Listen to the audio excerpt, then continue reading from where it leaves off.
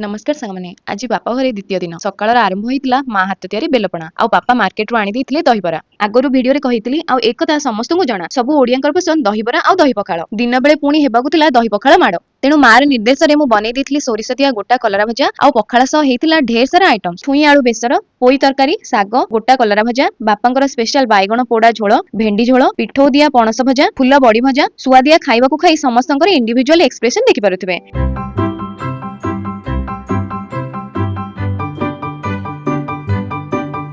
राति माँ बनी देतिला नडिया पुर दिया इडली इडली छांचरे तेल ब्रश करी सेथिरे देला गोटे लेयर पिठौ ता उपरे देतिला गुड़रे पाग होइतिबा नडिया पुर ता उपरे सेकेंड लेयर पिठौ देई इडली छांचरे सिजेई देतिला।